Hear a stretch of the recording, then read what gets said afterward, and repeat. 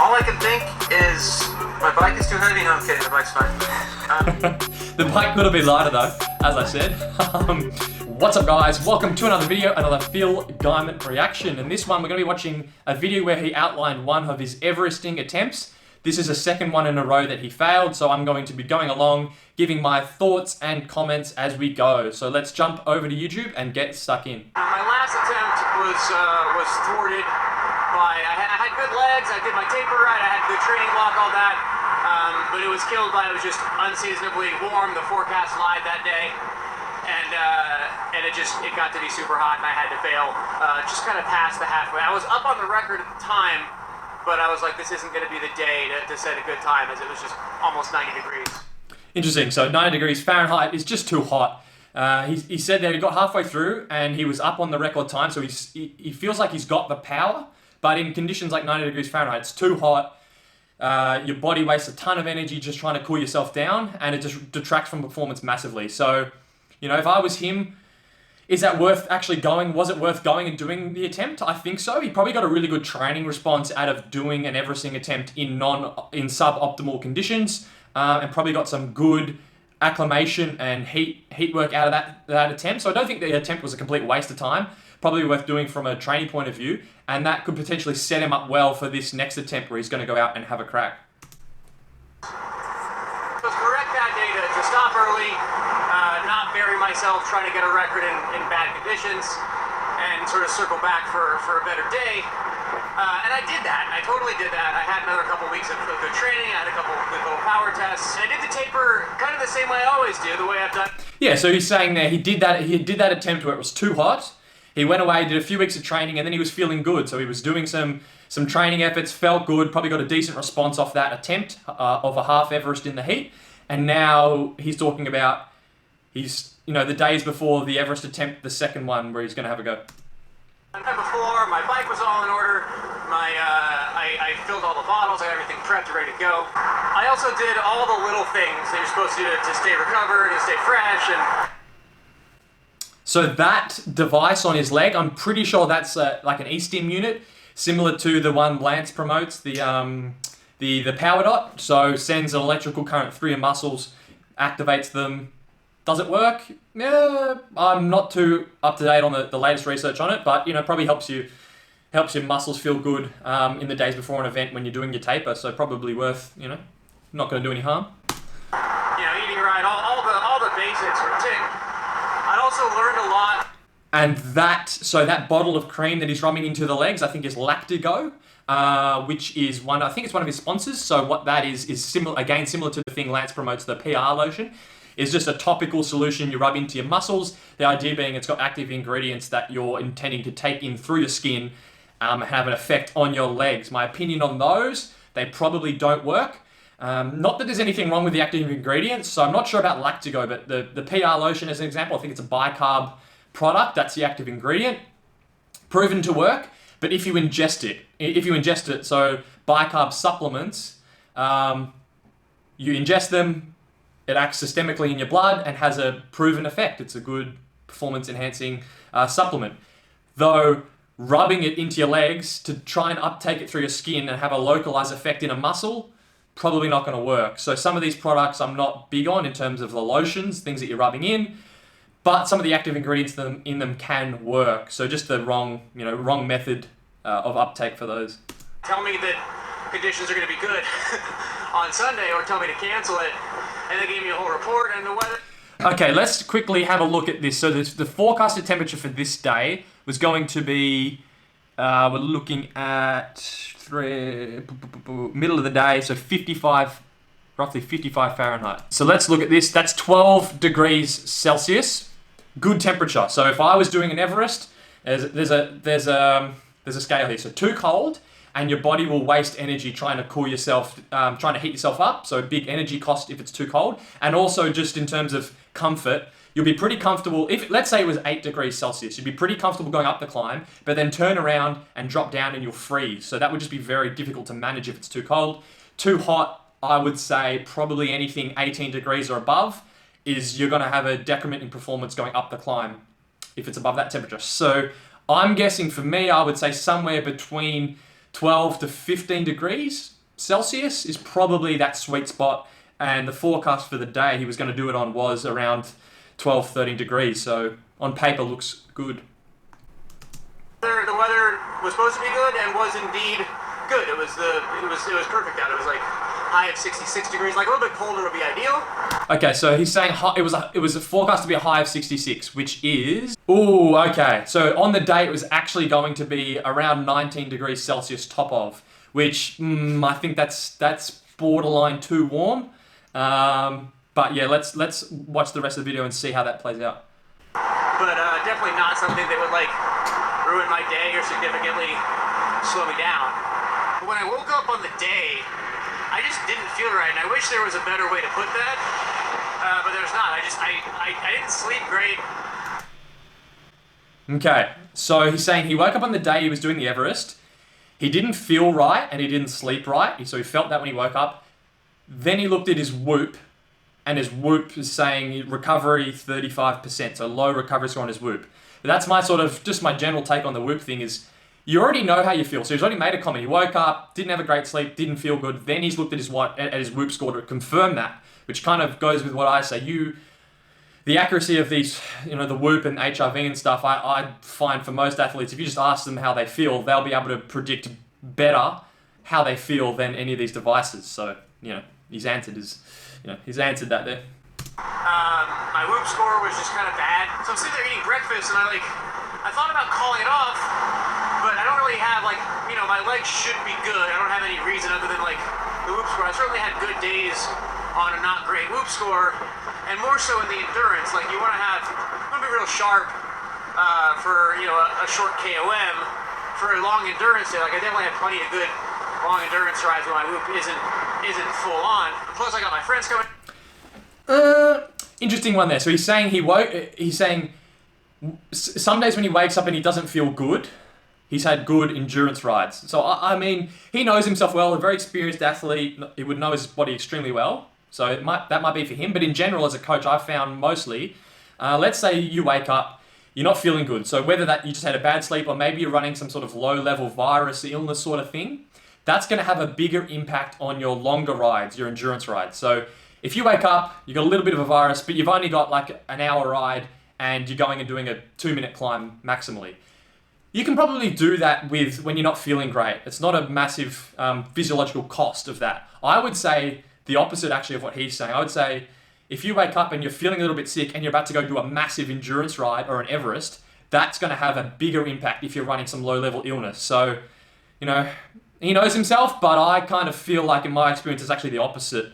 If you're feeling a little bit run down, it's going to impact more a longer session, more higher load than as opposed to a short ride with maybe one short KOM. So, bit of a disagreement there. For support, I got Velofix, I've got the Malibu police are going to be out there to keep an eye on things. So it's hard to call it off. I also thought maybe going out not feeling super sharp will be good. It'll help me kind of pace it, not go too hard the first hour. That's a good point as well. How often do you wake up, if your legs are a bit tired, you're a bit fatigued, I'm not sure if I'm on for a good one today, and you go out and your ride's fine, and it's just a feeling you had. So, I think he's right there to just go out and do it, especially because the police are there, probably closing the road for him. He's got all the supporters there, so, kind of had to have a go, didn't he? I did the first effort. So I went for it anyway. I got started. I really nailed my pacing. The first hour, I was dead even on record time. Okay, all right. Couple of equipment things. First thing there, it looks like he's got a 40 cassette. That looks like a big cassette. And the thing with those they are heavy. A big cassette isn't a lightweight part. It weighs quite a lot, and especially over an Everest like this, the tiniest little changes make a massive difference over such a long event with so much climbing. So I would say in terms of his cassette, probably some room to improve there. I think I remember Ronan McLaughlin, the cycling tips, the Irish guy who broke the Everesting world record. His cassette, he took out, I think he only ran 3 gears, which he was actually going to need in the Everest, and then the rest of the cassette he just used spacers. So that will save a significant amount of weight. So probably some work to do there. I mean, in terms of equipment, saving a little bit of weight. It also looks like Phil's got a bottle. Second hour, I think I was 10 seconds Yeah, so he's got a red bottle there, so it looks like Phil's using, taking the bottle with him up and down the climb every time, which adds up. First, you've got the weight of the bottle, the mix in there, and then the weight of the bottle cage. If I was Phil, I would probably just be taking a sip have a helper at the top, have a sip, descend, helper at the bottom, have a sip. Maybe you can hand them back the bottle. They can sort of run alongside, and that way you're not having to carry the bottle up the climb each time. So there's a bit of weight saving, and then it looks like he's got regular cotton socks on. It's behind. Yeah, so I think I saw him putting them on before. So he's got regular cotton socks, not aero socks. So a couple of things with aero socks. Obviously, they're more aerodynamic, so he might save a bit of energy on the downhill, get a bit more speed. But the other thing is the aero socks are super thin, so they're going to be firstly lighter, but also they're going to dissipate heat better. At least the aero socks I have, the actual foot part below the ankle is super thin, and then the lycra section is like nothing to it. So probably help dissipate some heat through his feet a little bit more if he was wearing aero socks. So just an easy get there. I'm not sure why he's wearing regular socks. But the bike in general looks pretty good. He's got, I think they were Dura-Ace C24 tubs on, which weigh bugger all.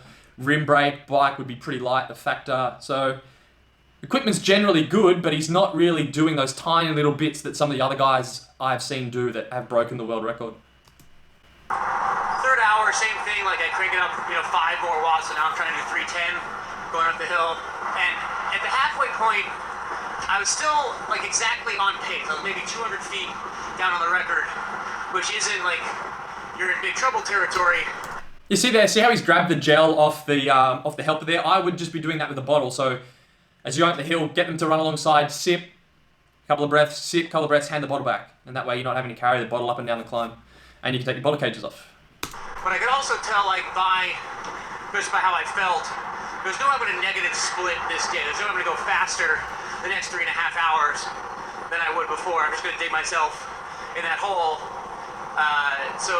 Once again, I called it. Yeah, do you want to sit somewhere? I can put the chair down. Yeah, that's a good idea.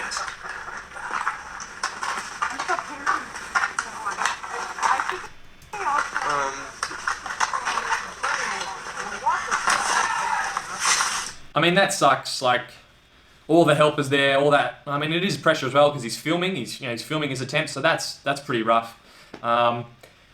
Couple of things I'm noticing here. He said it was 60, going to be 60 degrees, but it looks like a bit warmer than that. The two helpers there had t-shirts on, not jumpers.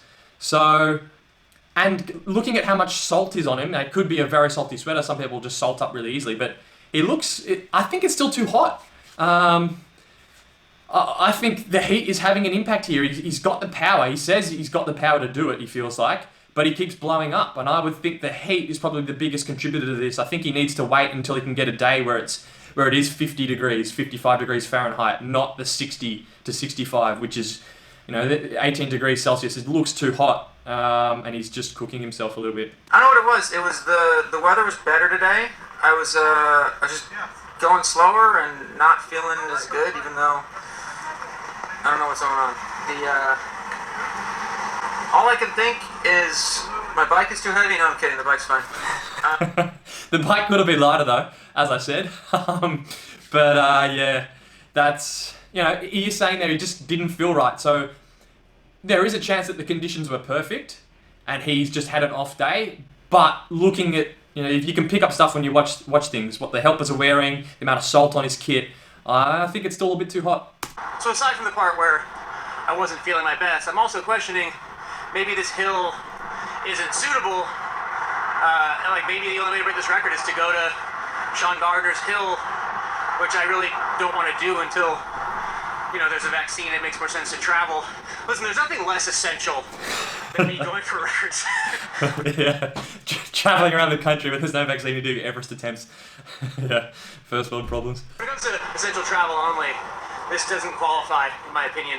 Because Trancas Canyon, while it does meet the requirements of the correct average gradient, which is super steep to get this record, and that's comparable to Sean's, it's not as long as Sean's hill in Virginia. Okay, so he's saying that the climb he's on isn't as long. So, couple of things. Firstly, there's a physiological thing you want in terms of the actual climb. Now, you don't want it to be too short because then you're wasting time. Every time you have to turn around, it sucks a little bit of time off. you also don't want the climb to be too long. Let's say if you picked a 20-minute climb or a 15-minute climb, the physiological cost of not having that regular break means your climbing speed's going to average out lower. So I haven't looked into it too much. I don't know what that sweet spot is, but you don't want the climb to be too short or too long. There's definitely there's a golden climb length, of which I'm not sure what it is, but that he should probably be looking for. Sounds like his climb for this attempt was just too short, so he's having to turn too often. So I had to do 30-something more turnarounds, and he has to call that 10 seconds every time. The hill I used for the first record, Mountain Gate, was like pretty straight going down. So I got a good like minute 15 of recovery every lap. This one, it's straight enough that I can go downhill full speed, but I'm still like leaning into those turns, still driving the bike. That's using your core. That's like far less recovery. It's 45 seconds instead of a minute. I find that really interesting. So what he's saying there is that the descent actually fatigues him. So he's not able to just... again, Ronan McLaughlin, when he did his, it was a dead straight road. There was not a single car on it. It was in like a farmland. So he could just turn around, absolutely bomb down as fast as he wanted and stay relaxed. Whereas Phil's having to turn corners, the leaning, the focus as well, like the mental cost of having to focus on the descent probably has an impact as well. So he probably needs more of a open, straight descent where he can save a little bit of energy on the descents. In this case, like, I hadn't taken, normally when I was racing, you take a month off every year, at least like 3 weeks off the bike and 1 week easy. That'd usually be like October. In 2019, I had that big crash in the summer, so that was basically a month off the bike. So that October, I was still like building into shape, so I didn't take a break then.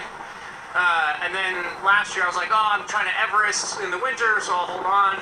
But now we're on to like a year and a half of like pretty hard training, like average hours per week is still a little bit over 20. Okay, so he's saying his average hours per week for the last year and a half has been 20 hours per week. Whew, that's tough. That's solid. Far out. Good on him. With I hadn't had more than 2 days off in a row. What? So I talked to my coach and I was like, maybe. So he's averaged 20-hour weeks for the past year and a half-ish, and he hasn't had more than 2 days off in a row? That's crazy. That blows my mind. I find that hard to believe. Like, yeah, I mean, it must... Dedication, maybe some sort of exercise addiction, I don't know, but... Geez, your body, at this stage, year and a half not having more than 2 days off, you train well, I don't like the word form, but your legs, you get fit, you're going up, you start to plateau. Then what happens is your body just stops responding after a certain period of time, especially without a break. And then your form starts to drop, and your legs start to drop. And then it doesn't matter what training you do to try and keep yourself going, eventually the decline keeps going and going and going, and then eventually you need to take a break. So the fact that he's a year and a half without more than 2 days off, I'd say he's even pros in the welter level, as he said, have a break every off season. So he would be well into that decline by now. I find that, that's crazy. Maybe I just need a break. Maybe I need my month off, and then we go for some KOMs this year, and then think about like when it's safe to try again at a different hill. And he taught me out of it. Frank he's like, let's do one more try. Let's take a little mini break.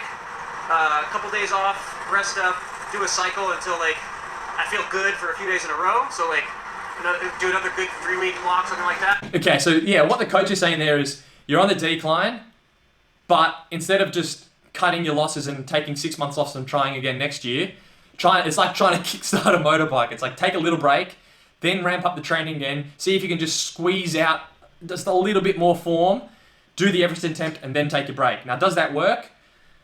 It could. It's kind of like throwing shit at the wall and see if it sticks at this stage. If form's already going down, it's worth a try, I think. It's just like, let's just have one more go, see if we can get some response. But yeah, sometimes when you're too far along, it might not work. So the chance of it working probably pretty low. But, it's worth a try. And then give it one more shot and beg my friends to waste one more day on the side of a hill in Malibu. That was a real safe pass from this Jeep wagon. But Look how courteously they drive. Ooh, and the honk. LA is wonderful. So that's what we're gonna do. I'll give it a shot. I've got an open mind. You're looking at my first ride in 3 days. This is the longest I've had in like I said, a year and a half. Wow, I still find that crazy. A year and a half, and this is the longest he's had off, being 3 days. His first ride in 3 days. So, look guys, this video is already getting quite long, so I think I'll end the video there. But yeah, hopefully you got some little nuggets out of that. Good video. I really like Phil documenting these, and so we can all learn from them. I think he's doing a really great thing for the cycling community. So thanks Phil for the video, and thanks for watching.